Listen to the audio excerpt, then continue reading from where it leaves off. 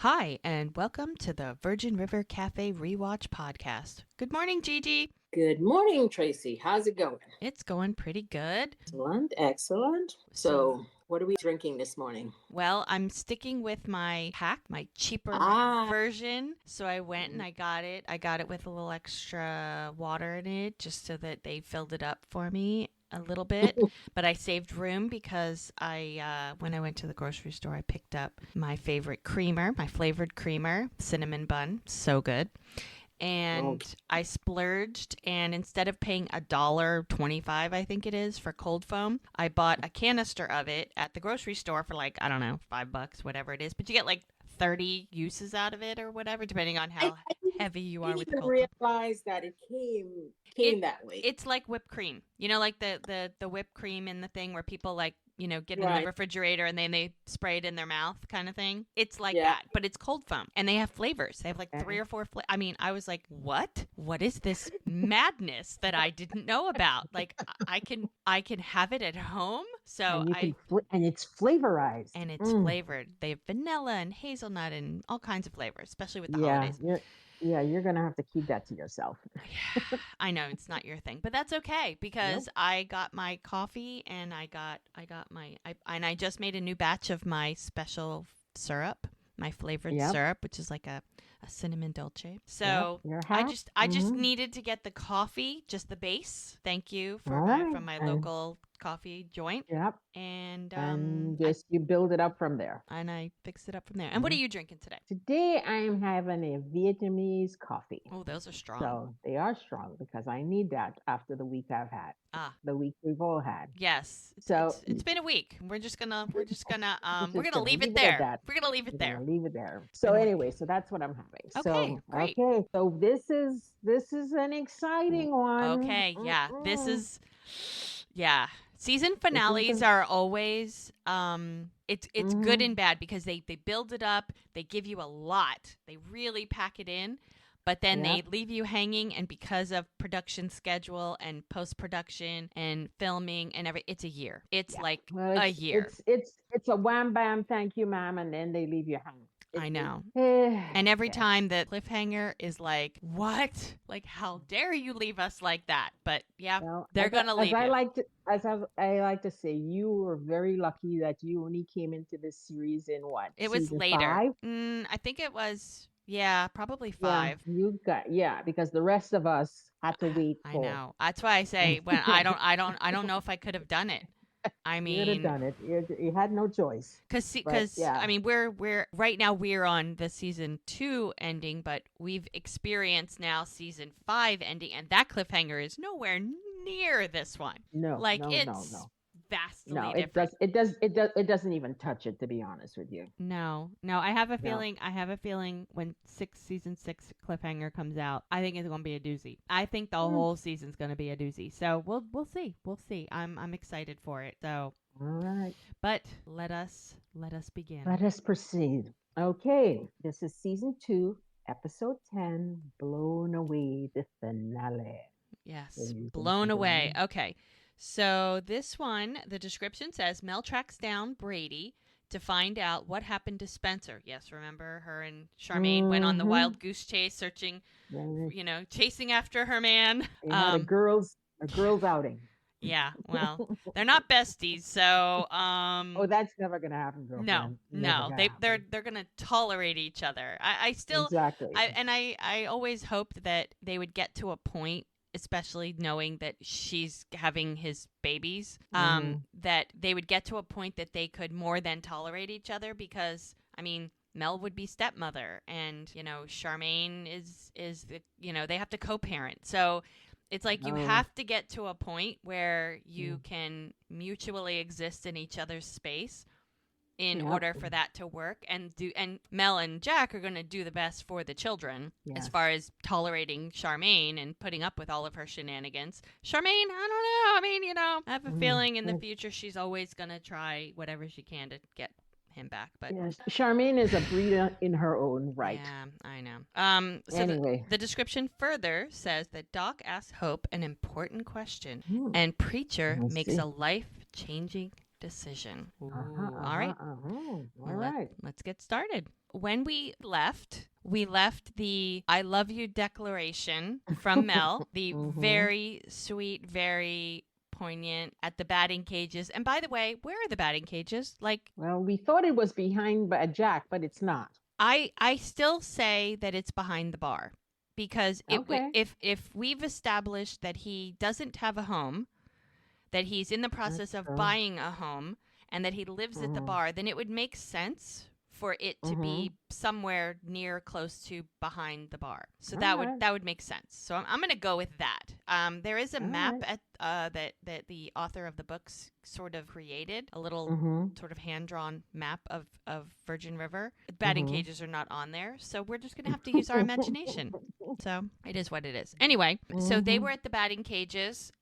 She was declaring her love, and it ended in a kiss. Okay. And so sometimes we start with the next morning. Sometimes we continue 5 minutes later. So let's see where we're at. Yes. So this episode is going to start at Hope's house. Yeah. Now, remember that Hope came downstairs, saw Doc standing there looking dapper. Yep, and all the Professing and candles his love. everywhere. Yes, professing his love and proposing. And she threw the phone call in his face, thinking he cheated, and retreated into her room. And apparently we don't get to miss any moment because welcome to Virgin River. And it's probably 5 minutes later, and she's sitting in her bedroom with her wine. Drinking her wine. She's drinking away her sorrows, honey. Yeah. Contemplating that he probably cheated, and he's checking on her. And he's like, I would have been in here sooner, but I had to blow out all those damn candles. I love how practical they are. They're just, you know. When you get to this age, you are practical. You know, when you're younger, you don't think about the house burning down after you light 1,000 candles. Yeah. When you're old like they are. He's like, I can't run that fast. We need to blow these suckers out. Exactly. Right. So, so he first things first. I'll soothe her savage soul after I make sure I don't burn down my house. Right. Burn down her house. And because he took so long, she's like, yeah, I thought you left.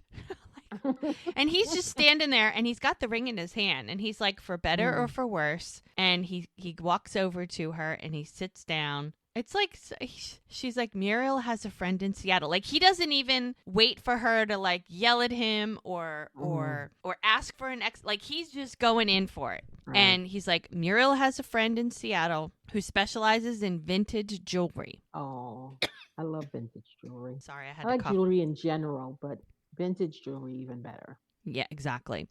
And he says, and I had our engagement ring reset. And she's looking at him like, she's got this sideways glance. Oh, yeah. Like, she's side-eyeing him. She's like, I don't know if I believe you. Are you telling me? Like, she's sizing it up. She's trying to figigure out if what he's telling her is the truth. But what I don't understand is they've spent 20 years doing this seesaw dance with each other. Yeah, but remember, the 20 years has been spent her being mad at him. Yeah. Like, she never let him in 20 years. Right. But the point is, but she's seen in 20 years, he hasn't dated anybody. He hasn't gone out with anybody. He's had his practice and he's had Jack's bar to feed him. Yeah. His life. Yeah.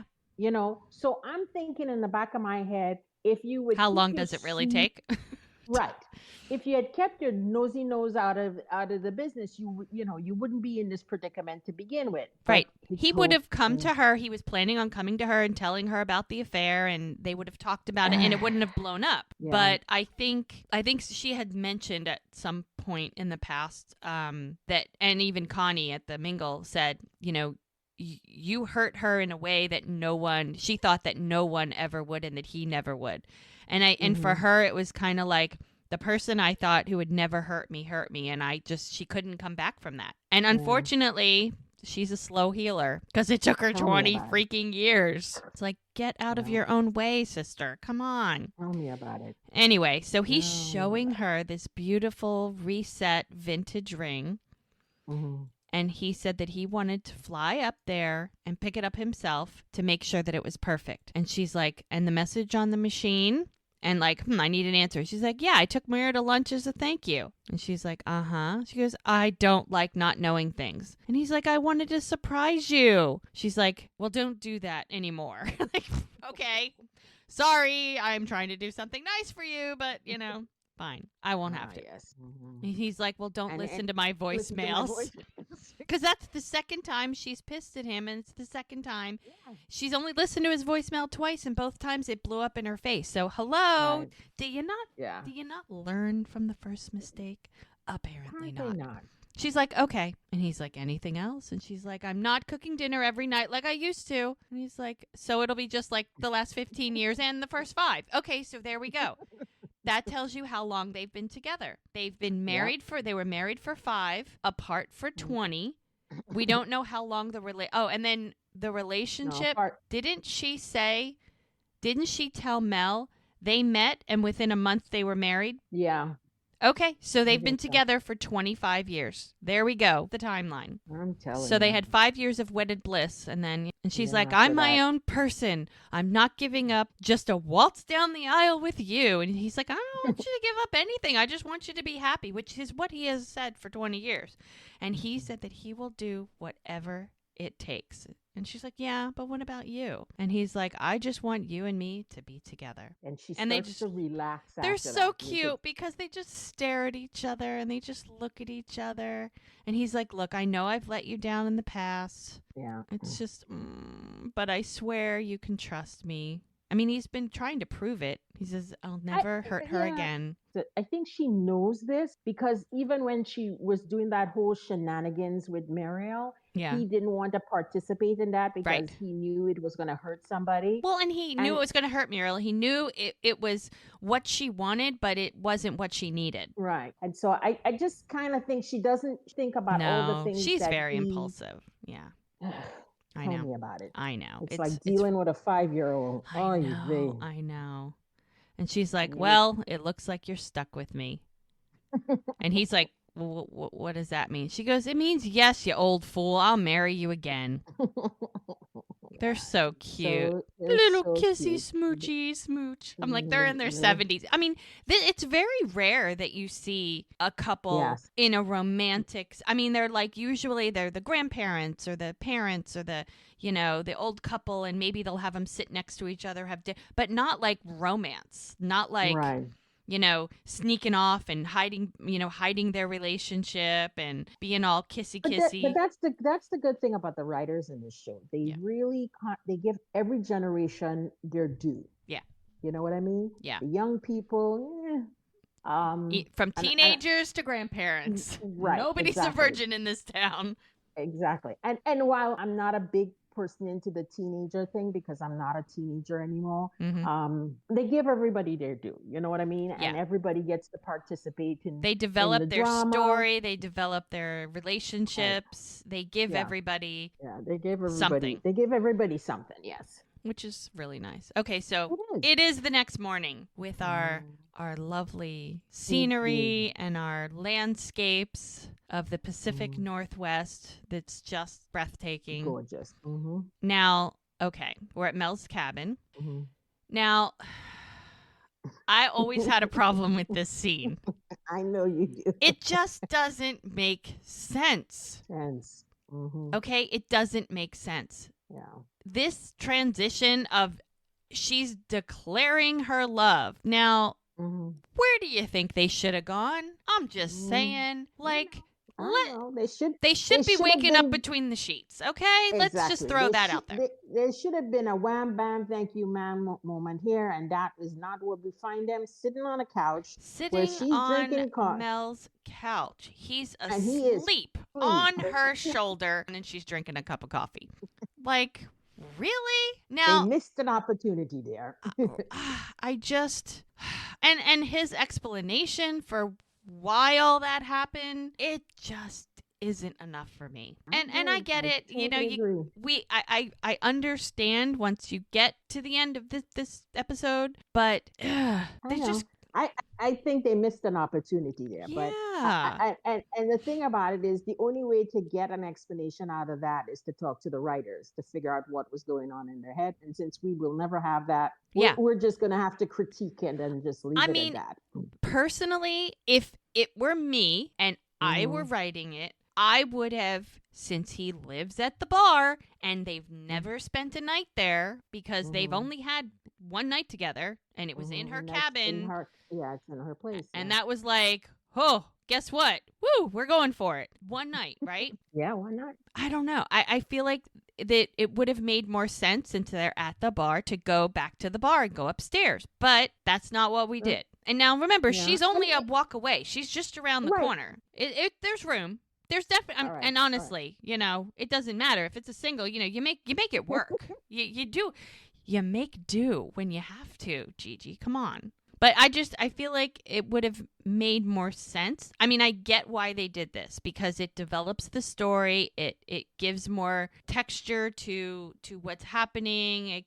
I get it. I just don't like the transition. I mean, I don't know that there was a better way to do it because, you know, what happens leads up to something and that makes more sense once you're there. But while we're getting there, I'm not happy with it. But that's okay.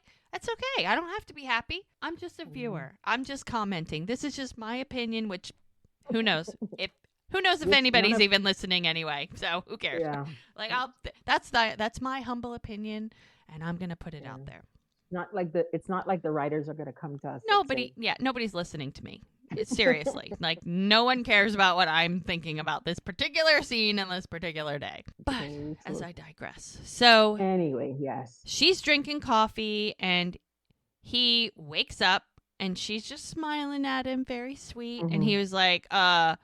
And she's like, hi. And he's like, did you sleep? And she's like, no, but you know, that's what coffee's for. That's what I said. Right?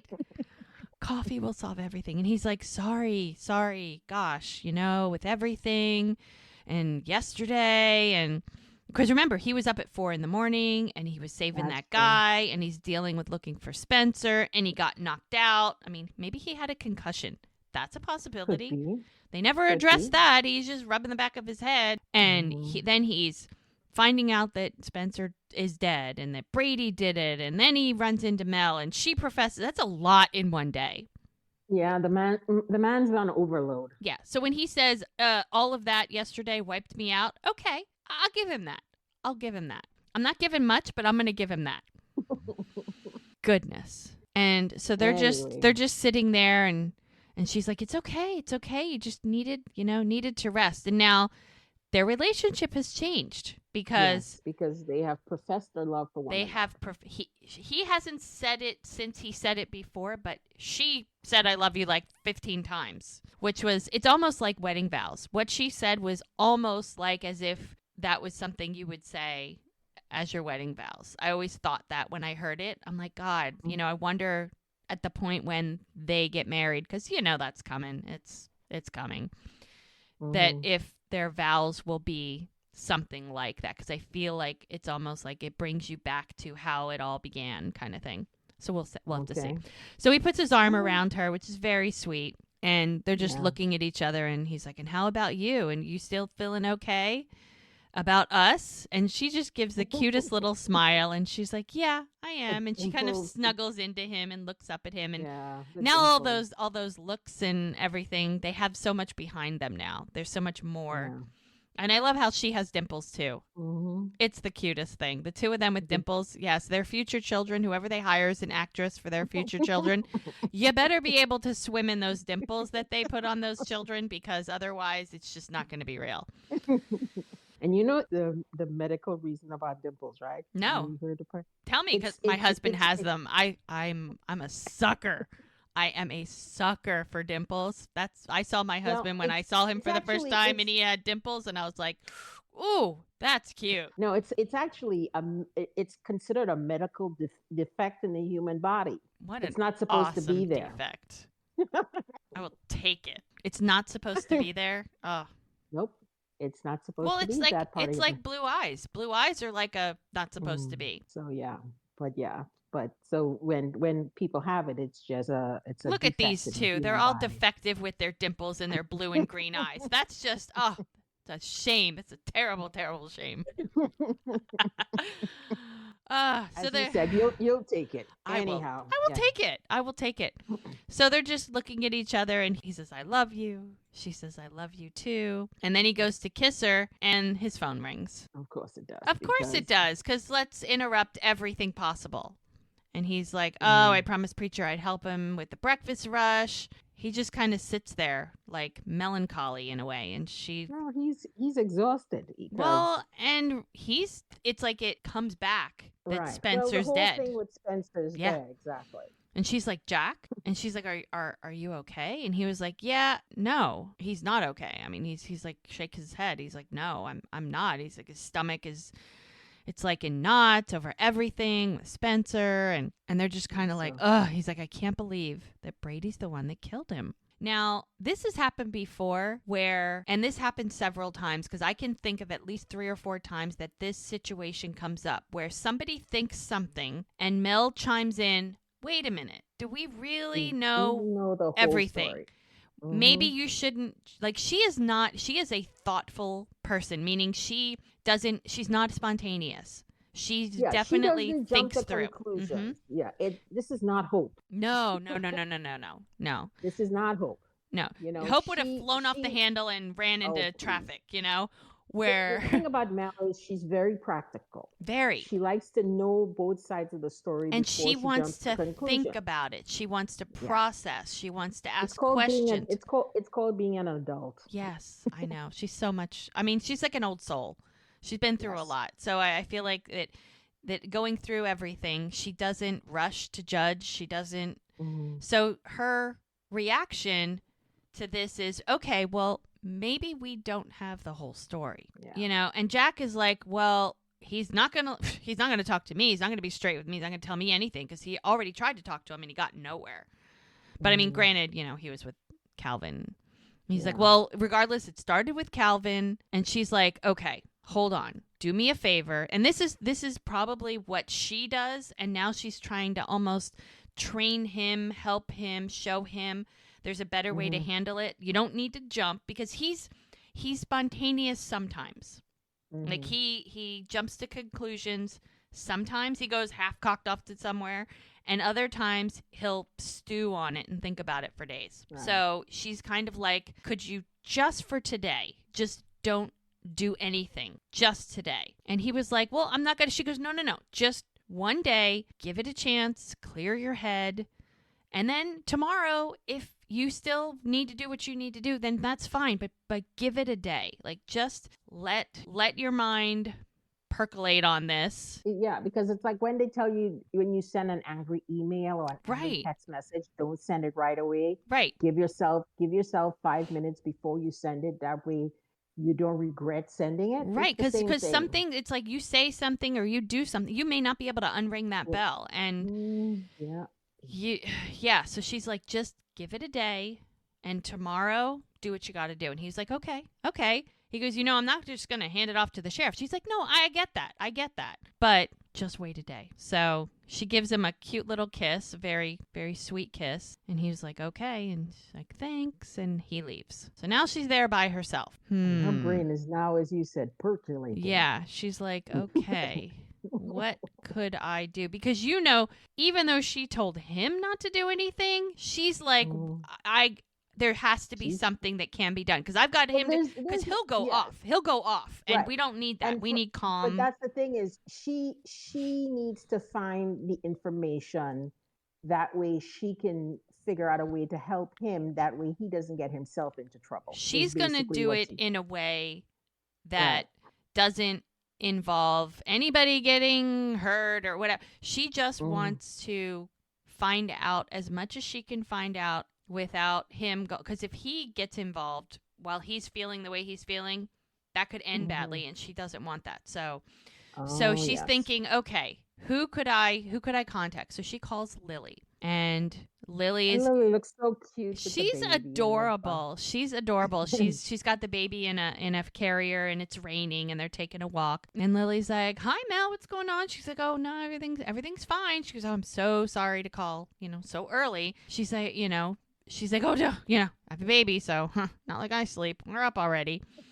And Mel's like, "Brady works for the company that made an offer on your farm, right?" And yeah. She goes, "Emerald Lumber. Why?" And she goes, "Do you happen to have their address?" And Lily knows because she's dealt with them. Jack warned her. She had a little run-in with Brady. She knows who these people are. And she goes, "Look, the people that Brady mixed up with are not good people, Mel. You have to be careful." And she's like, "I know, but I need to talk to Brady." And she's like, "Okay.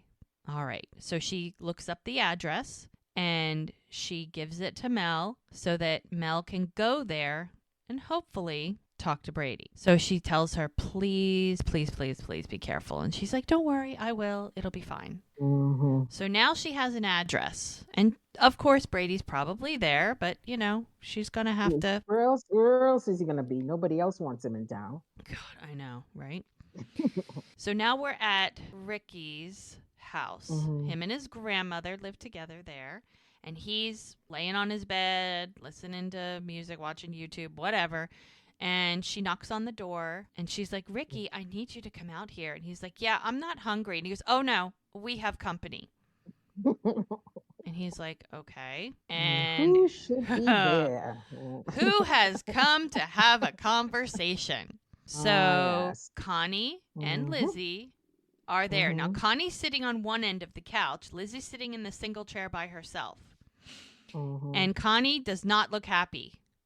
She goes, "So what do we have the pleasure of your visit?" And she goes, "Your degenerate grandson defiled my niece." I guess she said that Defiled. She's so old-fashioned. He's like, "I caught him red-handed." And the Ricky is standing behind the chair that Lizzie is sitting in. And his grandma looks at him and goes, "Ricky, last night, Lizzie and I, before Connie found me in the kitchen, and Lizzie can't stand it. She goes, "We had sex." Like, he's always trying to get stuff out like he's having a seizure, and she just, like, she's over it. Like, the look on her face is like... Well, the point is, Lizzie has never shied away from getting into trouble. This is not who she is. No. She does things to get the attention of other people, even when she shoplifted and when she got Ricky to take her to Eureka when he wasn't supposed to take her. She loves to stir the pot. Right. She does not shy away from stuff because for Ricky, he knows that he's in trouble. So it's the stimmer and the star and the because he knows where this is going to lead to. Because the fact that Connie found him in his underwear in her kitchen in front of her refrigerator, you knew this was going to come back and bite him in the ass. Oh, yeah, absolutely. 100%. And, of course, Connie is like, "Yes, under my roof." Like, she is appalled. He goes, "Aunt Connie, is it the sex or the location that's making you so mad?" Like, she's trying to, like, let me break it down for you. And she's so smug about it, too. And she goes, "Stop saying sex." And Lizzie's like, "Sex, sex, sex, sex, sex." And she just, she goes, "Lizzie, enough. And you, sir, you keep your eyes and your filthy paws off her. Liddy, what are we going to do about this debacle?" I mean, she's so dramatic. Oh, my God. It's not like she can get her virginity back. It's been done. Right. Well, and Liddy she's a practical woman, and she's maybe old-fashioned, but she's also very modern and realistic. And she's like, "Look, they're not children." She goes, "Well, she's barely 19 and Ricky's 18, which makes them both adults. Just because it's legal doesn't make it right. Have you forgotten the premarital sex is a sin?" And then Liddy's like, "So you want them to get married?" She's like, "Of course not. I expect them to abstain." And the look on Lizzie's face is like, "Yeah, that's not going to happen." That's not. Yeah, that was only the first time because she's like, "We're going to have to get some more of that for sure." And Liddy sighs. She's like, "Look, I know where you're coming from, Connie, but times have changed. Were you safe?" Looks at Ricky. And he goes, yes, I used a condom. He goes, Lord have mercy. You ought to be ashamed of yourself.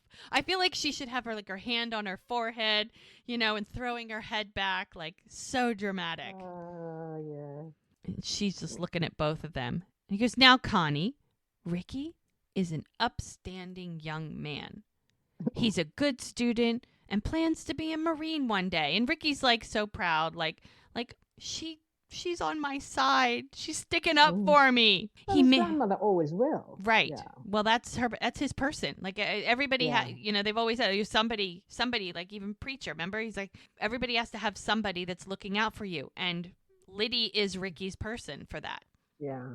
Liddy's like, he makes sure I take care of my diabetes, and he works overtime at Jack's to help me with the bills. And frankly, Lizzie is lucky to have him. And Lizzie looks up at him, and they're kind of cute. They're sweet. They look at each other. He goes, well, if you're not going to do something, then I will.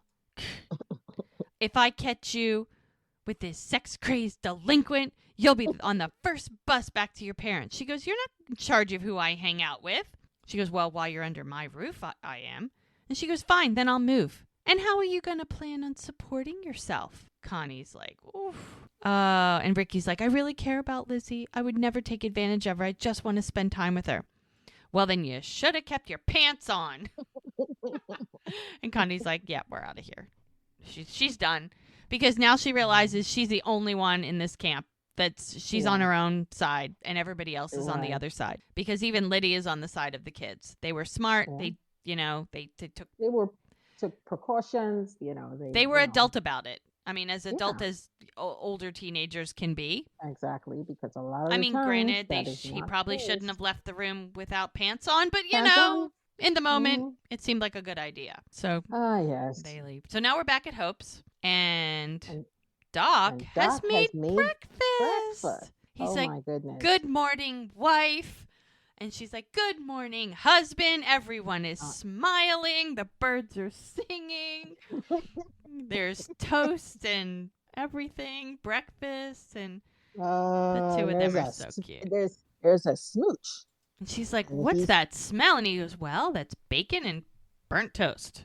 She's like, oh, my favorite. He goes, well, I was hoping to get some points for effort. And he says, oh, well. And she looks at her ring. Oh, you racked up a few. And she's like, so I was thinking, I know this sounds crazy, but maybe we should renew our vows and have a small reception. Like, and the look on her face is like, like hope for Hope, which is kind of funny.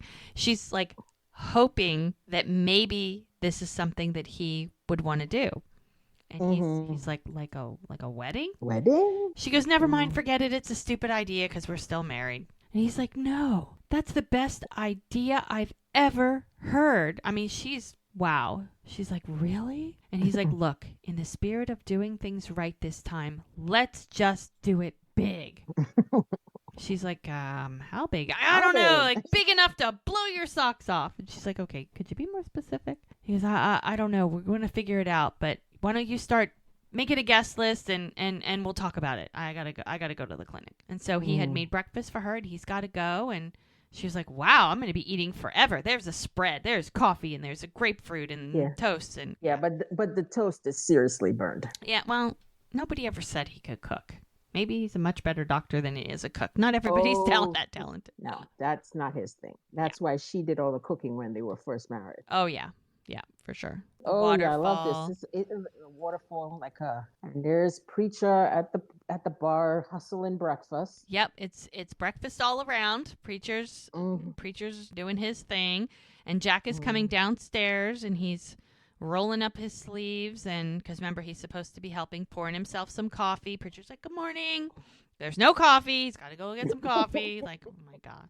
They must have been busy because, it's the morning rush. And Preacher asks him, he's like, Jack. And he's like, yeah, I'm not doing this with you today, Preach. He goes, no, I'm not going to do what I usually do, which is keep my mouth shut. Listen, man, we all got demons that haunt us. And he goes, me included. He's like, you need to hear this. So Jack's getting ready for a lecture. And he's like, look, ever since you started this whole thing with Calvin and then the guys, and they brought up Lonergan, you've been on edge. And And I know you're stressed about Mel and Charmaine and the twins and everything. And he goes, yeah, well, what about you? You never get stressed? And he's like, dude, he laughs. He's like, no. He goes, I meet with a group of vets over in Grace Valley from time to time. And it helps, when I need support. And Jack's, Jack, he's like, well, I'm not so sure about sitting around talking about my feelings with a bunch of dudes. Is going to help. He goes, you'd be surprised. He goes, but look, something's got to change because I can't watch you struggle from a distance anymore. And he goes, dude, I got responsibilities. People depend on me. He goes, we all have responsibilities. He goes, yeah, well, I'm the one that owns the bar, okay? I'm the one with twins on the way. And Preacher, he follows him he's not letting up. He is not letting up. He's going to get through to him because they're like brothers. And he would normally stay out of it, but I think it's gotten to the point where he's really worried. And so he's going to step in. He goes, and Jack's like, look, everybody comes to me when they need help. I'm the one that helps everybody. He goes, what do you want me to say? I'm doing the best I can, and yeah, I'm not doing a great job. And Preacher comes back at him, and he's like, look, I'm not attacking you. This is me being your friend. Like, I think I can help you, and I care. And he's like, how? And he goes, take me on as a full partner in the bar. And Jack's like, what? And he goes, look, I got money saved.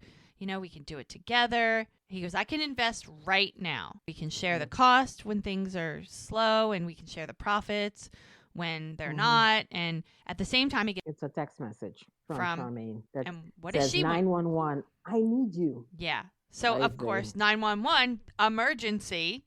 And Preacher's still trying to talk to him. He's like, look, it'd be good for both of us. And Jack's like, look, I'm sorry, I got to go. He goes, just tell me what you think about it, And Jack's like, look, I'll think about going to the group, but as far as the bar is concerned, if I make you a partner, it could complicate our friendship. I wouldn't want to do that over business. And he's like, I got to go. And Preacher, you can tell, Preacher's disappointed. Yeah. Well, this gives him a chance to do what's her name said he can do. Jamie. Jamie, come to San Francisco. So I think that was it's like, okay, Jamie's offering me this thing, but if Jack wants me to stay, I'd rather be here. But if Jack doesn't, then maybe this is like a sign that I should move on. Right. So he gets his phone out.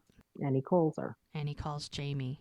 And he gets her voicemail. And she's like, you know what to do. And he goes, okay. So I've decided I'm going to take that job in San Francisco. Call me back when you can. See, what Jack does, and I realize Jack has a lot on his mind.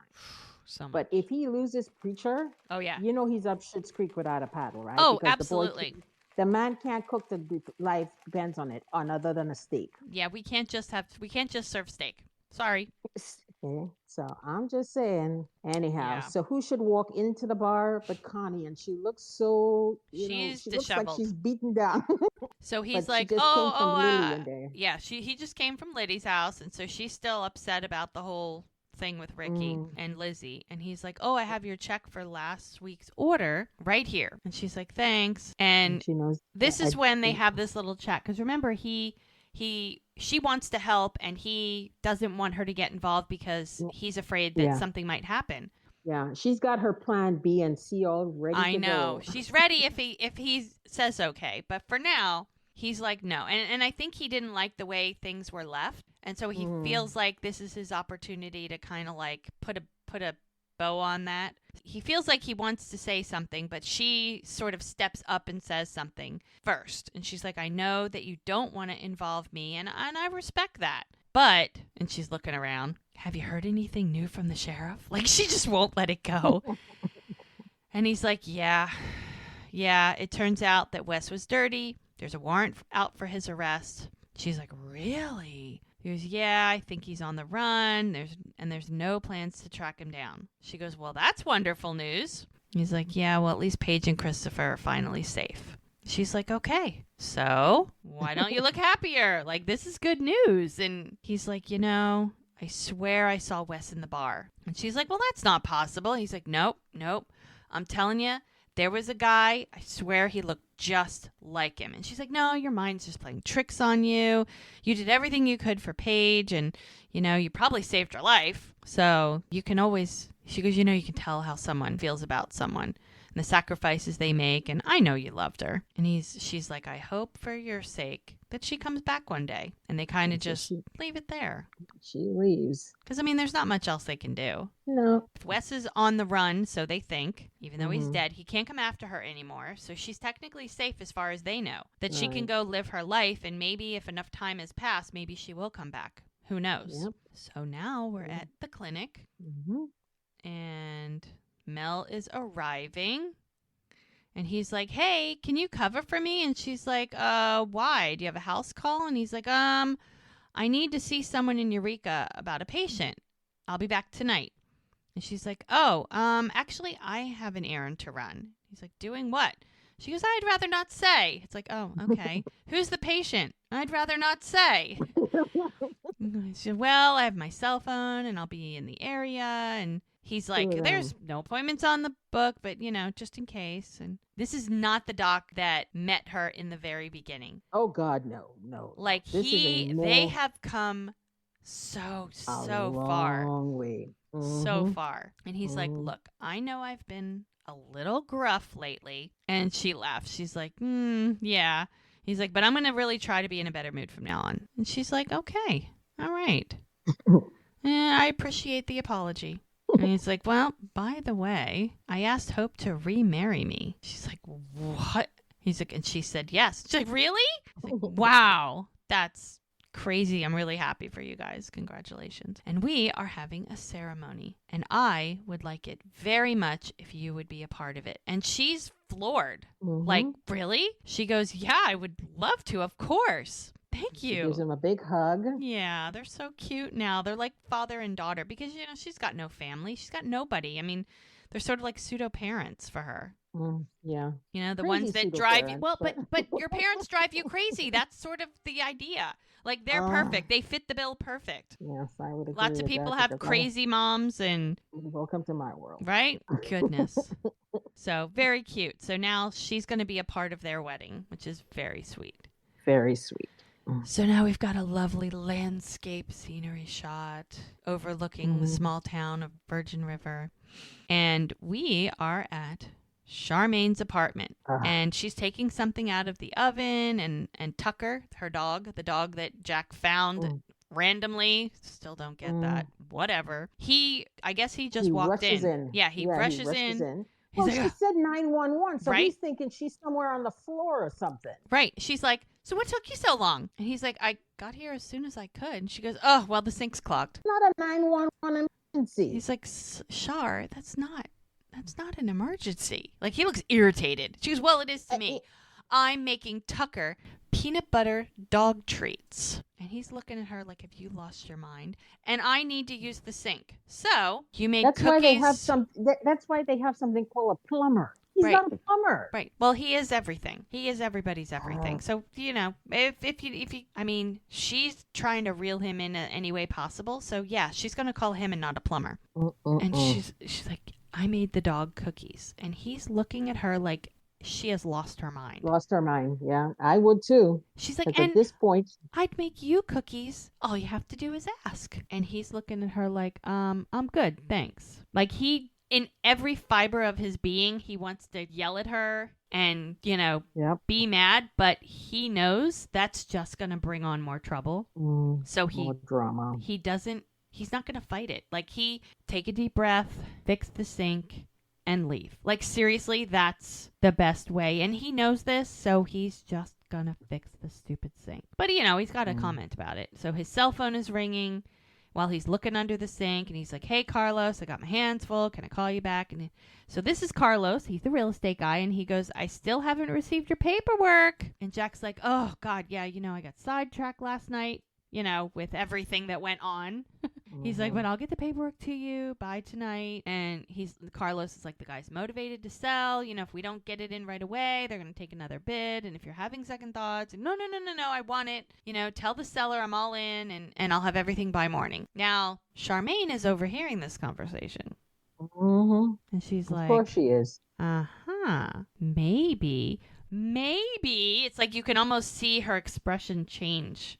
Yep, during the his wheels phone in call. Her head, the wheels in her head are spinning. And she's like, so they're spinning in the wrong direction. What are you buying? And he kind of didn't want to say anything, but she overheard. He says, well, I didn't want to say anything but until it was all finalized, but yeah, the bar is not going to work for the twins, so I figured I'd buy a house that's, halfway between where you work and the bar. And she's like, wow. And she gets so happy and her eyes light up. She's like, I had no idea. He goes, well, the deal's not done, but it will be soon. She's like, okay, I got to go get a pipe wrench for my truck and I'll just be right back. And she's like, okay. And she gets all giddy, like excited. And so he's all excited. Yeah. So she's thinking things that she ain't supposed to be thinking about. No.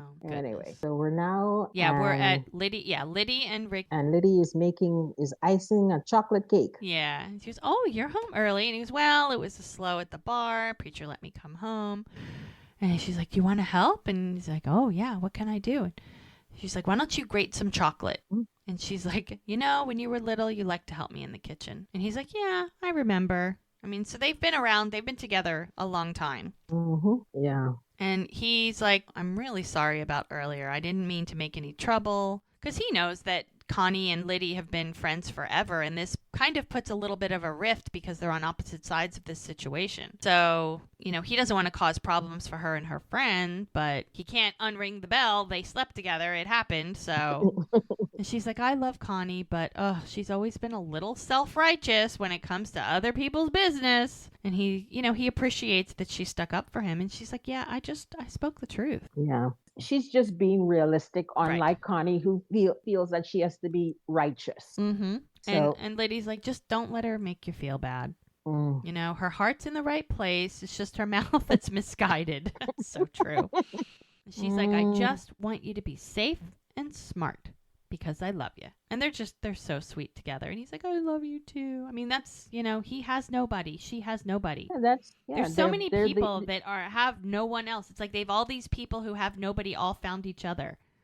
That's what the town is. It's just a bunch of... Yeah, exactly. It's a big family. Yep. I mean, they have their small, intimate families, but the extension moves out to the rest of the people in the community. So if they need anything, these are people who are here for them. Mm-hmm. And he's like, Grandma, I know chocolate is not good for your diabetes. It's like, why? And he goes, oh, no, I made this for Lizzie. So you need to bring it over to her and make sure she knows how you feel. Like, how sweet is that to make a cake for his little girlfriend because of everything that happened? So now we see Mel. And she must be, remember, she had to go on that errand that she didn't want to tell Doc about, but she gets in her little red car and she's rushing off to Emerald Lumber. A place she should not be going.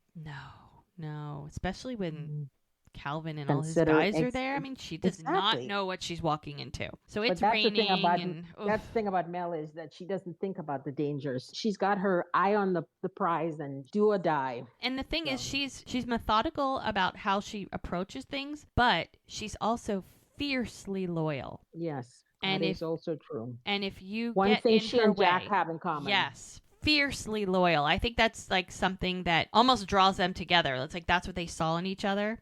Because if someone hurt him, she needs to know why. Like and knowing what Brady means to Jack, even if he's pissed at him, even if he can't stand him, even if he thinks he killed somebody, she knows there's more to that. That can't be all that is. There has to be more to it. And because she's so fiercely loyal to Jack, there's no way she would let that go. But she can't tell him what she's doing because he would not stand for that. The fact that he puts herself in danger is considering who they're dealing with. Well, they already know. They know Calvin. I mean, he almost killed them several times. Just being in their presence is no good. But, she's looking for trouble in all the wrong places. So she shows up. Answers in all the wrong places. I know. So she shows up and she's sort of like walking around and the guys see her and Brady sees her and everybody's looking at her. And Brady sees her and he's like, what are you doing here? And he's like, I need to know what happened to Spencer. And he's like, this is private property.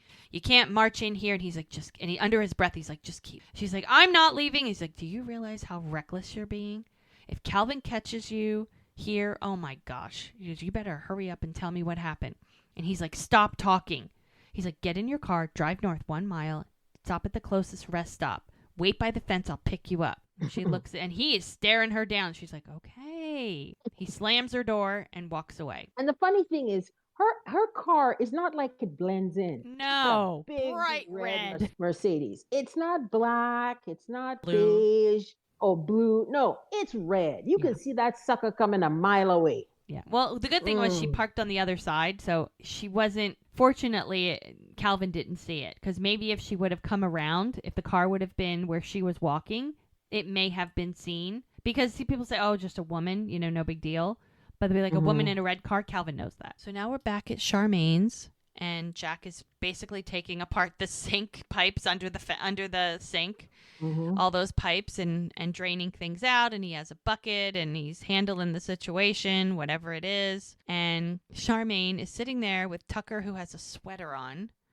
He's like a mangy dog too, which is kind of funny. And she's like, "Oh, is there anything I can get you?" And Jack is like, "No, I'm almost done." He just won't. "Fix it, get out of here. Fix it and get out of here."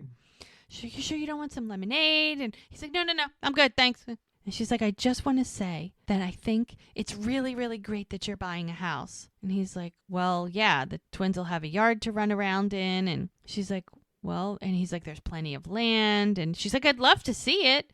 And he's like, yeah, sure, anytime." She's like, "Well, we could get them a swing set." And he goes, "Yeah, that'd be nice." So he fixes it. He fills the bucket up and looks like everything is fixed under the sink, and he puts things back together, and she hands him a towel, and she's just so coy. She's not even showing yet. No.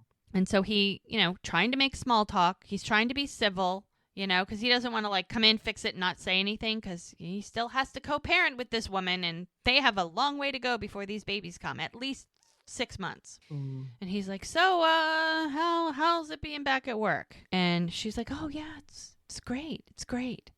I just wanted to say thank you and for taking care of me when I was sick, and I know I didn't make it easy." And he's like, "Look, I always told you I'd be there. I'd support you." And she's, "Oh, you're just so loving. The twins are so lucky to have you as a dad." And she leans in and gives him a big hug. And then she holds his face and kisses him. And he's like, whoa, back that up, sister. And he kind of pushes her away and looks shocked. Yep. Like, he is shook. Like, what? No. What was that? Yeah, he looks at her like, "What?" And he's like, "What are you doing?" And she's like, And she backs up with this, like, surprise. Confused look. Yeah. Like, what do you mean, what am I doing? With that's the look she's got. And she's like, "I don't understand you. Why would you want to live with me if we're not together?" And he's like, hey, I never said that we're going to live together. And he's like, "I'm buying a house for the twins." He goes, "You're making me look crazy, and I'm not." It's like, how? And he's like, "I never said that we were going to live together." She's like, "Well, what am I supposed to think, Jack? I mean, I'm having your babies, and you gave me a freaking puppy." And he's like, "I'm trying to cheer you up. Remember I said think of a dog as a foster situation?"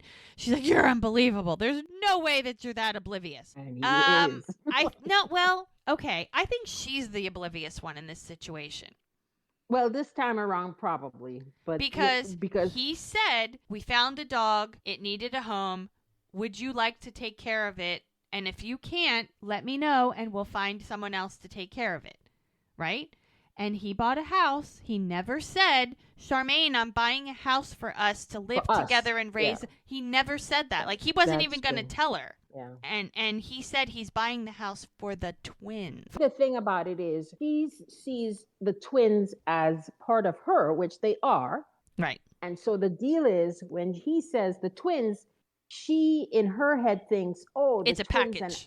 It's a package deal. Yeah. And she's not getting it. She is not getting this. She's like, I don't understand. And he's like, "Look, Charmaine, I have been nothing but clear with you." And he has, crystal clear from the beginning. That's true. The second that he found out that she was pregnant, she already knew that he was going after Mel. Yeah. Whether she liked it or not, that was happening. Right. And it's not like she didn't know how he and Mel felt, because when she was staying at Hope's, they had that whole argument about him and her, and them avoiding each other and then not avoiding each other. So it's not like she doesn't know how he feels about Mel. Right. So. Yeah, exactly. Well, and that's the thing. I mean, it's not like she didn't know. She's acting like this is all new information. Yeah, I think she got her hopes up high, because I think that's the thing. it's a miscommunication because for her, she considers her and the twins a package deal. Yeah. And he because she does not see it that way at all. I mean, I think telling Mel, remember when they were fishing, that in order for him to be the hands-on dad he wants to be, there is a world where he might have to live with her. That may be and if he can come up with a different way, he will. But he's thinking like, he was like, I don't know how else to do this. It's not what I want, but I want to be a dad. I want to be a good dad, and in order to be a dad, you got to be there. You've got to be present. Yeah. And he knows that, and that's what he wants to do, but he doesn't want her as part of the deal. So he's like, I was very clear with you. And he said, look, I said that I would be hands-on, and we're not getting back together. I mean, he made it out very clear. She goes, yeah, because you're in love with Mel. And he goes, all right, well, Mel isn't why we're not together. And she's like, well, I don't think that's true. And he's like, well, he's like, you deserve more. She goes, I don't want more. I want you. And he just kind of stares at her like, I'm sorry. And this is where she gets a little indignant. She gets this look on her face like, okay, fine. And it's like her whole body language changes. Her whole demeanor changes. And she's like, okay, you don't want to be together. I get it. But I want a husband. And he's like, I want you to have that.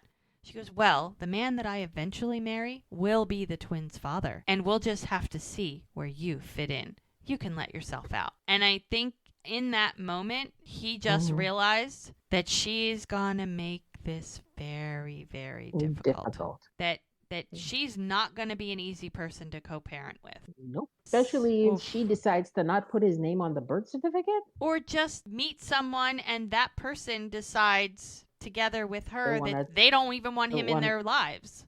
Yeah, that's a real possibility. I mean, what if what if she wants to move away with somebody? There's so many what ifs, and you can see it's like all scrolling in his head right now. Yep. It's the moment, you know. So now we see Brady driving up in his Jeep, and he pulls over to the side of the road, and right where he told Mel to park by the fence. And she gets out of her car, and you can tell she's very hesitant. She's like, okay, this is a guy. Now, the information that she has is that he's working with Calvin, and he just murdered Spencer. And here she is on a deserted road, nobody else around, and he's like sitting there in his car like, okay, come over here. And he's looking around, making sure nobody followed him. And she's walking up to the car, and she's very hesitant. And he says, get in. Yeah. He motions to her, and she's like, oh. And she's hesitant. Yeah, understandable. But, you know, I think deep down. But it's also the thing is, she wants answers. Yeah. But and she's willing to risk it.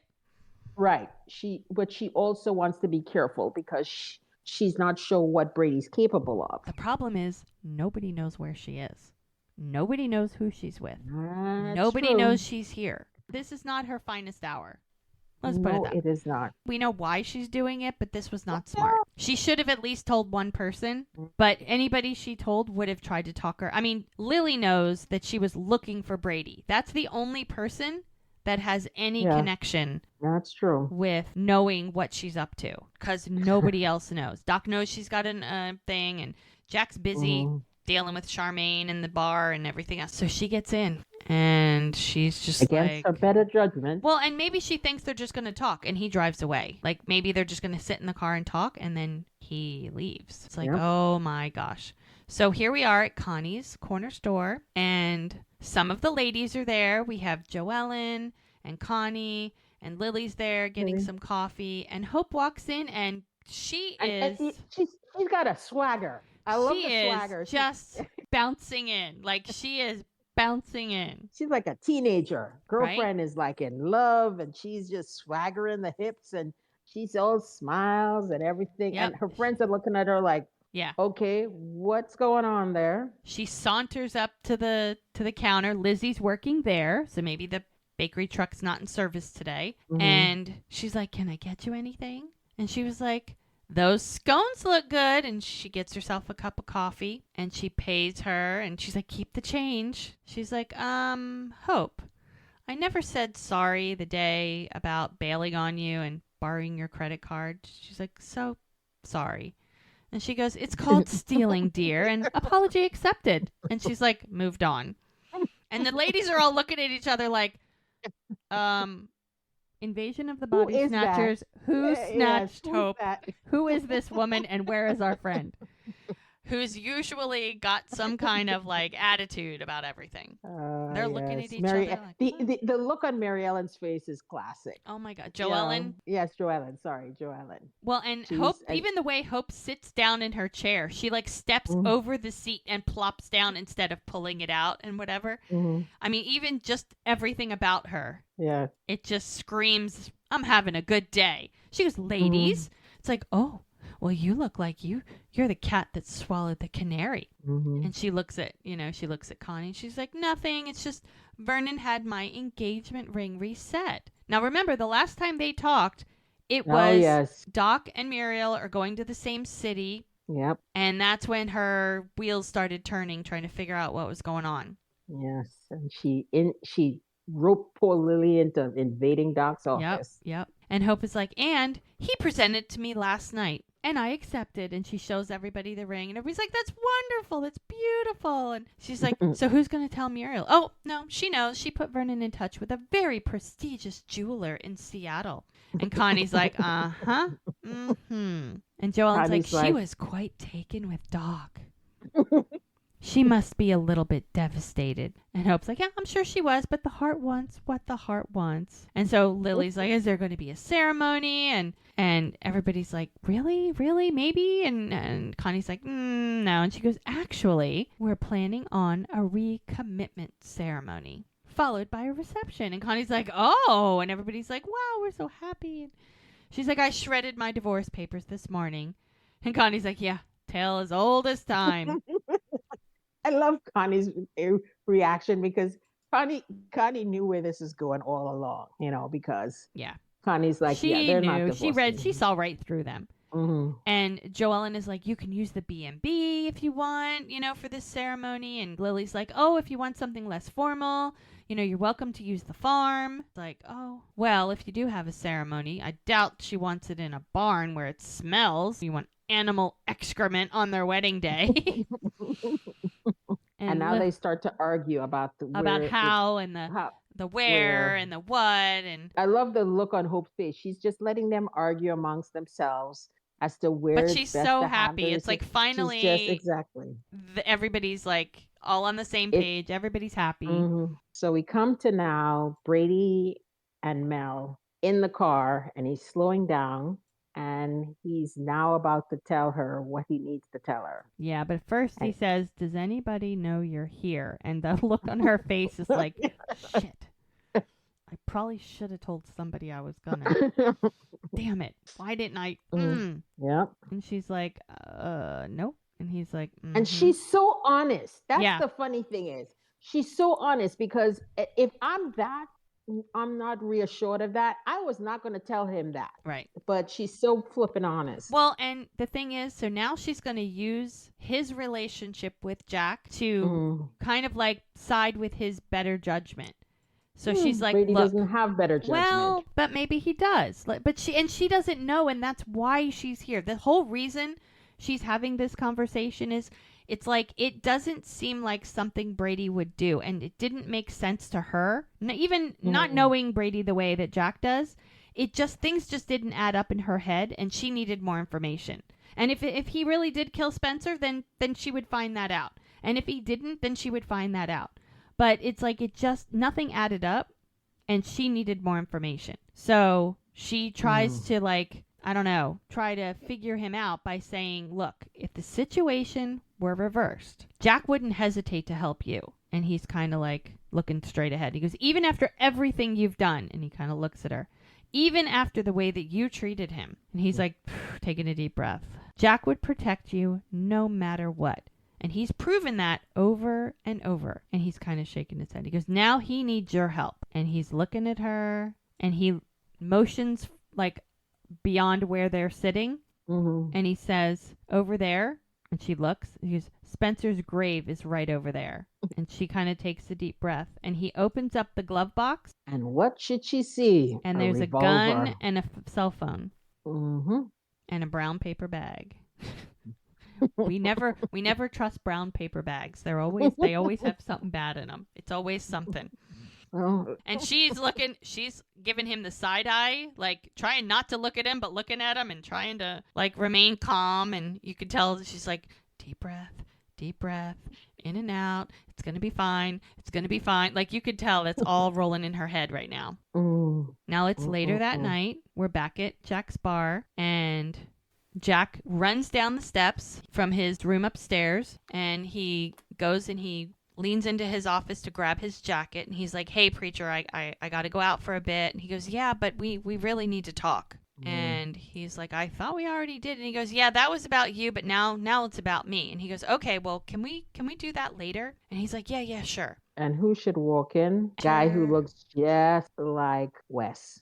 Well, preacher, it's like he sees a ghost. Yeah. I mean, he looks at this guy like, how is this possible? I buried the guy. Like, I got rid of his car and I carried this man's body into the woods and buried him. How is it possible that he just walked into the bar? But he's going to play it cool. He's going to play it calm. He's just going to go about his business. He's going to go behind the bar and he's like, hey, what can I get you? He goes, oh, what do you got on tap? And he just gives him some options and whatever. And the guy's like, yeah, give me one of these. And he's like, okay.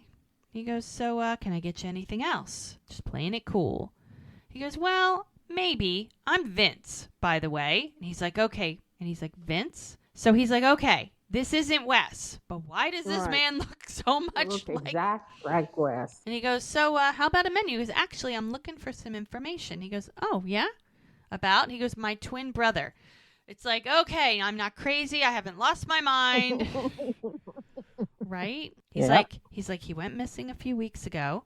Oh, I'm really sorry to hear that. He goes, yeah. I tracked his phone to his wife's house, but then she disappeared. You wouldn't happen to know anybody named Michelle Logan? No, can't say that I do. He goes, how about a Paige Lassiter? He goes, oh, yeah. She used to run the bakery truck. He goes, well, actually, Michelle has been living as Paige. And he pulls out a piece of paper, which has a picture of her driver's license. She kidnapped my nephew. My brother came here looking for her. And then he disappeared. He goes, I didn't know that. He's like, well, why would you? Preacher's like, damn, I shouldn't have said it that way. Like, you could tell. The look on his face is like, oh. He goes, well, I'm sorry. I don't know where she is. He looks at the picture and puts it back down on the bar. He goes, I'm a detective, by the way. Miami PD. And I gotta say, the people here, a lot friendlier than they are in Miami. A lot more chatty and informative. Preacher's like, yeah? He's like, so you can knock off the act. I know about you and Michelle. And Preacher leans in. He goes, give her a message for me, will you? Tell her I'm coming for her. And one way or another, she's going to pay for whatever she did to my brother. You tell her that. Oh, and the look that Preacher gives him, it's like the stare down. It's like they're having a staring contest. Who's gonna break first? And that's the thing. He's trying to intimidate Preacher, and he's barking up the wrong tree. Yeah, Preacher is not. No, Preacher never broke the stare. That guy, he left the money on the bar and he walked out. So now we're back at Mel's cabin.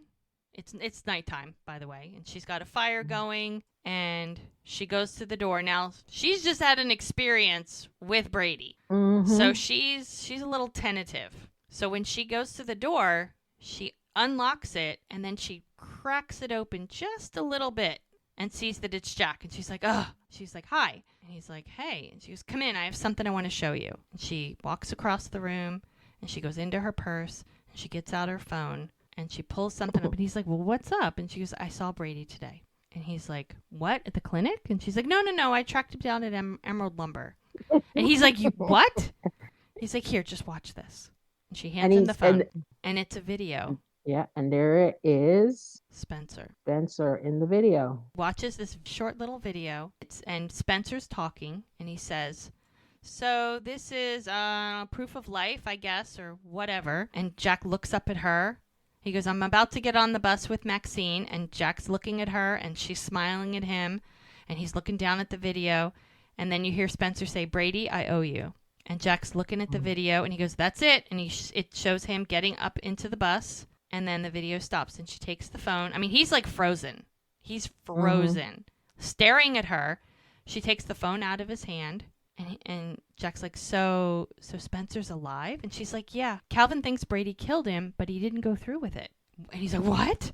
He's like, Brady drove Spencer, Maxine, and the baby to the bus station, and they're headed to L.A., and he also gave him Mike's number. And Jack's like, wait a minute, what? What, Brady told you all this? And she's like, yeah, he knows getting into business with Calvin was like bad news, and she thinks that this is kind of his way to help get him out of it. And he goes, and why did you go to Brady? And this is where the confession, because he's confused. He's like, wait a minute, what? And she's like, look, you were in pain. And I thought finding out the truth about Spencer was something that I could do for you. And then his whole demeanor changes. Like, he gets this, like, coy look on his face with a little smirk and the dimples. So delicious. It's like, he's like, you should not have gone up to Emerald Lumber on your own. Yeah. And she's like, I know, but I'm sorry. He's like, but you shouldn't have gone to Emerald Lumber on your own. And she's like, I know, but I had to do something. I'm sorry. And she puts her hands on his shoulders, and he takes a little step closer, and she's like, I thought that I could get through to Brady. And he's looking at her. He goes, I don't ever want you to put yourself in danger for me again. And she's like, well, can't exactly promise that. And I mean, by this time, she's got her arms around his neck, and he's holding her, and she's holding him, and they're face to face, like 6 inches apart. And I love the line, love makes people do crazy things.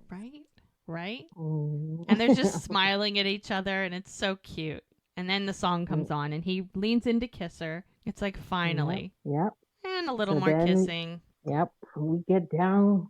Yep. We get down and dirty. Well, then he starts more kissing, and she doesn't need that shirt. We'll just unbutton that and get rid of that. And then she'll. But this is a good good lighting, because the fireplace in the background is beautiful. The fireplace is just amazing. I mean, the lighting is the camera work is very well done. Yeah. So his shirt, her shirt, they lay down in front of the fireplace. Yeah, it's a very, very romantic scene. It's like the first time was like, wham bam, thank you ma'am. We just, we've pent up sexual tension, just couldn't handle it. Now they can take their time. Right. Now it's two people expressing their love for one another. And they finally said they love each other. So this is like a whole different thing. Yeah, the way they interact in this lovemaking scene is it's much more intimate than the first time around. Yeah. They took their time. Yes. So now we're gonna go back to the bar, and it's the end of the evening, and Preacher's cleaning up. He's got a lot to think about. And here's our buddy. Here's our buddy Bert. He's like, oh, you've done it to me again, Preacher. Death by rhubarb. And Preacher's like, doesn't even hear him. He's like, not even there. And Bert turns around. He goes, Preach? He's like, yeah, dude, what? He's like, is something on your mind? He goes, oh, just the usual. He's like, hey, don't sweat the small stuff, because it's all small stuff. He goes, yeah, thanks, Bert. And then Jamie walks in. And he's like, hi. And he's like, can I get you anything? And she's like, no, I just came back to say goodbye. He's like, oh, you're leaving? He goes, yeah, tomorrow morning, but I'll see you in the city. And he goes, yeah. He goes, you know what? And he goes, thank you again for recommending me. She's like, of course. I know you're going to make me look good. He's like, yeah, I just need to talk to Jack, and as soon as I find a replacement, then I'll be able to pull up stakes. And she's like, all right, well, don't take too long, because your future is in San Francisco. Waiting for you. And it's like he's hesitant. Like, it's like he wants to go because of this opportunity, but if there was a way he could stay, he would stay. He would stay in a heartbeat. I mean, that his home is there. Now, Jack's made it clear how he wants to do it, and poor Preacher feels like he's not going anywhere. Right. If he can't move forward in some kind of way, then what's the point? So we're back at the cabin, and Mel and Jack, you see Jack's arm reach up and grab the quilted blanket from the bed and pull it down on them, because clearly they weren't worried about sheets, blankets, or even a bed, because they ended up on the floor. And he grabs it and he puts it around them, and they're just kind of laying there. And he's got his arm propping his head up, and he's laying next to her, and they're just staring at each other. And And then they And they look interlock their very cute. fingers, and he's like, "How do you feel?" And she's like, "Happy and safe." And he's like, "Exactly how I want you to feel." And he leans down and he kisses her. It's very sweet. Very And his sweet. dimples. Oh yes, you and your man with your I dimples. can't help it. And then he starts to like climb on top of her, and she's like, as he's kissing her, and she's like, "Again?" And he's like, "Well, maybe this time we can make it to the bed." And they both are kind of laughing. And she's like, "Ugh, can we eat first? I'm starving." And he's like, And she's like, "What?" He goes, "You have like no food." And she's like, "Wait, but I have frozen peas." Because remember the peas that and all the vegetables the peas from Doc that Hope put in the freezer. Yeah, because she was hiding them from Doc. He's like, "Ugh, really?" And they just laugh about it because it's funny. Now, okay, it's going to ruin this scene for you. And I'm sorry, but continuity. I gotta say it. Continuity. Okay. It's gonna ruin it for us, folks. It's okay. You've already seen it. You enjoyed it. Whatever. But now I have to say what. Okay. They filmed this scene at least twice. The problem is when they spliced it together, they took parts from each and put it together. Because right now, when you look at him and it's a full picture where he's holding his head up with his right arm, right? And she's laying on the floor. And he's lying next to her. When you see her, his hand is next to her head. So they did the scene one time with his arm down the whole time that they're talking. And then they did it again and his arm was up. But every time they show him up, his arm is up holding his head. And every time they show her laying down, his arm is down. His arm can't be in both places at the same time. I'm sorry. I'm sorry. I'm too observant. I can't. Yeah, the rest of us are enjoying the scene. I enjoyed it the first couple times through. It was fine. But then I'm like, why is his arm? That's not right. No. So then they go on and they're talking. He's like, because she's starving. And he's like, all right, how about I grill us some steaks at the bar? Because that's the only thing he knows how to make. And she's like, oh, that sounds perfect. And he's like, she's like, can I bring anything? And he's like, nope, just yourself. And they're just so cute. And they're just like little smoochy kiss. And he's like, he groans like he doesn't want to leave. No, he doesn't, like, because he was ready to go another round. It's funny how he puts his hand like on her like sternum almost to like push himself off the ground to get up. It's just funny that he uses her to get up. And then she just kind of like lays there and watches him and stares at him with like a nice big smile on her face. It's very cute. But if you go back and watch that, for those people that are listening, go back and watch that scene. You can enjoy the scene, but then the arm, it's in the way, it's wrong. It's a continuity thing. And that I always catch that stuff. It just bugs. Welcome to my world, ladies and gentlemen. Yeah, welcome to my world.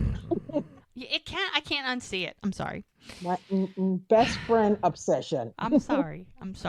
I notice things. So now we're back at where Lizzie lives with Connie, and Ricky is showing up with his little chocolate cake. He puts it down. He grabs some pebbles on the ground, and he starts throwing them to hit the window. It's a very old school way of getting somebody's attention. Like he could have texted her and said, come downstairs, but no, he's going to throw rocks. That's what I was thinking. I'm thinking, could he not text her? I mean, I don't think she's in trouble that Connie would have taken her phone, which is a possibility. Yeah. That's a possibility. And maybe they'll talk about, I forget. But it's a very old school 80s movie kind of thing to get a girl's attention when she's on the second floor. Because normally you just knock at the window if you're on the first floor. But second floor, you throw pebbles at the window to get their attention. And so hopefully Connie doesn't accuse him of cracking them. Right? You stalker. So she opens the window and she's like, Ricky, what the hell are you doing here? She like yells down like Connie's not going to hear that. He goes, well, why haven't you texted me back? And she's like, hold on a second. And she comes downstairs. And she comes down outside. She's like sneaking because there's other lights on the upstairs. So Connie's probably home, but she's trying to be sneaky. Connie took my phone. And she's like, what are you doing here? He goes, I wanted to see you. She's like, you did? He's like, yeah. I'm sorry I got you in trouble. She goes, no, it wasn't your fault. I can't believe you're not allowed to see each other anymore. She goes, if I listened to what Connie said, I'd be on my way to a convent. He's like, oh, you have something better in mind? And he's like, what? And she gives him a big kiss. She goes, parting is such sweet sorrow. He's like, Oh what? Lord, she's quoting Shakespeare. Oy vey. Well, she's like, do you want to do the Renaissance fair? And she's like, no, you're Romeo and I'm Juliet. Okay, now we're being a little dramatic, right? She's like, we'll be two star-crossed lovers carrying on a secret love affair. If anybody is not aware of Romeo and Juliet, we know how that doesn't end down. well. But then she's, it'll be so hot. Like, okay, that's not where I think he was going with that. What he was thinking, but okay. And the look on his face is like, what? He goes, you know that Romeo and Juliet die in the end, right? And she's like, God, do you have to overthink everything? And he's like, you're right. You're right. You're right. No more thinking. And so they have a little smoochy smooch. Okay, so now we're back at the bar. Back at the bar. And Jack is getting the meat out, and he's getting the pan, and he answers the phone, and it's Mike. Mike informs him, he's like, hey, I just wanted you to know that him and his family are going to be taken care of. Because he's talking about Spencer. Yep. He goes, turns out that Emerald Lumber was a front. Calvin was hollowing out the logs to ship cash to Mexico, and in return, the cartel was sending $500,000 worth of fentanyl back every week. And he's like, the drugs were hidden in the transport in animal feed supply trucks. And Jack is like, oh, that's why they were going after Lily's farm. That makes sense. And he's like, Jack, listen, Brady's going to be arrested too. And he's like, oh, because, I mean, he doesn't want Brady in trouble, but he wants him to learn a lesson. It's just, unfortunately, this could be a very bad lesson. This could be a very dangerous, expensive lesson for him. But it's a lesson that's going to land his butt in jail. But how else is he ever going to learn unless he learns? I mean, sometimes people just need to learn the hard way.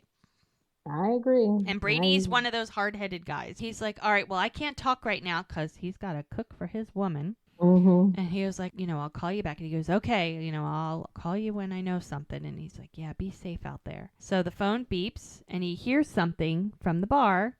And he goes, hey, Mel, I'm in the kitchen, because he's getting ready to cook. To cook up the steak. Now you see Preacher, and he's pulling up behind a car, kind of odd. And there's this night, the music is really, really good on this show. And this woman gets out of the car. He sees her. He gets out of his car, and they're kind of looking at each other. And she's like, are you Preacher? And he's like, and you are Sally. I'm a friend of Michelle. And he's like, your friend Paige? He's like, is she okay? Yeah, but her husband's brother tracked her down and tracked her cell number down, and he left her a message. And he's like, okay. And all of a sudden, Christopher just darts out, runs up to Preacher and hugs him. And he's like, Preach! And he's like, hey, buddy. And he hugs him. And he's like, oh, man. He goes, I missed you. And the kid's like, can I stay with you? And he's like, yeah, of course, absolutely. And it's so heartbreaking. I know. And the kid's crying, and Preacher's just hugging him, like, and he's looking at Sally for some kind of explanation. Okay, so now we're at Doc and Hope, and Hope got there just a few minutes before Doc. He pulls up in his truck. She's got a bag of something, and he's following her up those long steps, and she's like, sorry, I was gonna surprise you with a celebratory dinner. Because she has a bag of stuff. She goes, but Joellen insisted on showing me every inch of the B&B's new garden. She acts like it's the pavilion gazebo at the Taj Mahal. You should have heard her. She went on and on about the Antilles mosaic fountain. And she was like, you think that thing was pumping gold? And Doc looks at her, and she looks at him, and she's like, hey, what's wrong? And he's like, I was at Eureka today, and I met with a doctor. And she's like, oh, for one of your patients? And he's like, no, it was for me. And she looks at him like, what, for a checkup? And he's like, Hope. And he puts his hand on her arm, and she's like, you're scaring me, Vernon. What is it? And just as he's trying to say something, the double doors open up, and all their friends are standing behind them yelling surprise. And it's a big congratulations sign behind them. And both of them look stunned. They look dumbfounded. Like, oh my goodness. And they're, congratulations on your engagement. And Bert's like, come on in. Get in here, you lovebirds. Come on. I love Bert. and they're just shocked. Yep, and all their friends He's are like, hugging my them goodness, so sweet of them. Mel arrived. at the bar. And is it a bottle of I wine think it's in wine. her It's hand? probably wine. And Wine. she must have showered and changed or whatever. And she has the bottle of wine and she's like, it's me. Hi, it's me. And she's heading over toward the bar and she's noticing something. Because the bar is closed, all the chairs are turned over onto the tables. You know how they're upside down when they close up? And 2 of the chairs are now on the floor on their sides. That's not right. Something's not right. And she's approaching carefully. And as she comes around the bar, she sees Jack's feet. Now, as she sees his feet, she literally throws the bottle of wine and rushes to his side. She's like, Jack, Jack, Jack. And he's laying there. He's holding his stomach. Yeah, and there's blood pouring out of him. He's laying behind the bar, so all you could see was his feet. And she checks his neck, his pulse. And she's like, Jack, Jack, hey, Jack. And he just kind of barely opens his eyes to look up at her. And she's looking, she lifts his shirt. And there's a hole that you can put your thumb through. It's a bullet wound. It's like 4 inches to the right of his belly button with blood. And it's like pumping out, like blood pumping out. I mean, that's, you know, it is what it is. That's what they're showing. So. Yep. And she grabs some towels and she puts pressure on it right away. And she's like, you stay with me, Jack, okay? She grabs his phone, which was next to his head. He's barely even, I mean, he's not moving now. His eyes are closed and he's just laying there. And you can see her dial and that's where it ends. Can you believe that's how they left it? Oh, what are you talking about? I lived through this. I know, but for reals. Like, seriously? We had to wait a whole year for that next episode. What are you talking about? I mean, yeah, he's gonna live, duh, but seriously. But still, yep. We waited a year for that. Yep. So that was the cliffhanger, ladies and gentlemen. It was a doozy. Oh, and those of us who had to live through it, it was not a fun time waiting. I can tell you that. So anyway. My goodness. Yes. Yeah, that was, wow. That's a big, big cliffhanger. That's stressful because, I mean, okay, is he going to be okay? Yes, he's going to live. He's like top couple on the show. Of course he's going to live. But what condition? Did it hit his spine? Is he going to be paralyzed? Is it going to be a long recovery? Will he almost die? Like, stay tuned, folks. In a year, you get to find out. Yeah, that was a heck of a season. It was lovely seeing them together, and then they threw that. Well, that's the thing. I mean, this show is notorious for interruptions and cliffhangers. Like, everybody gets interrupted. There's always a cliffhanger. Almost every episode has some kind of cliffhanger. And I've said it before. Fortunately, unless it's a season finale and you're just continue watching, you only have to wait about 37 seconds and you can, see what comes next. That's true. Oh, but for those of us who lived through it, it was not fun waiting. It's stressful. Not fun waiting. And so season 3, now keep in mind when season 1 was filmed, they thought Netflix is notorious for one season stuff or canceling stuff without notice. So they filmed season 1. It hadn't aired. They filmed season 2. And by the time season 2 came out, that's when COVID started. Like, it was November of 2020 that the second season was airing. So they had aired the first season right before COVID. Then you waited a year because they were filming season 2. And then they went ahead and filmed, and then they released it. And they had filmed the 2 seasons. So at this point, nothing had aired, and this was a cliffhanger. So they had 20 episodes. Nobody had seen anything yet. Like, it had not been on TV yet. Not a single, just a little bit of press, like it's coming. And once season 1 dropped, season 2 was already in the can. They were just season 3. That was the anticipation. I think that was like, people now knew. Like, now they knew, okay, we're going to be here for a minute. Now, season 3 is going to be good. Yeah. They introduced some new characters. Well, also, they explore Mel and Jack's love at this point, in much more detail. They're not fighting each other about how they feel about each other. So yeah, it took us 2 seasons to get there. Jeez Louise. Yeah. And then you go and get shot. But it's like, okay, who shot him? Who shot him? What happened? It's like who shot JR? Right? Like, he was on the phone and he thought it was Mel coming in, so somebody got his attention. Mm-hmm. It takes a while for that to come out. Takes a long time before we find out who actually did it. And the why and the where and the how. But okay. Good stuff. Good stuff. That Yep.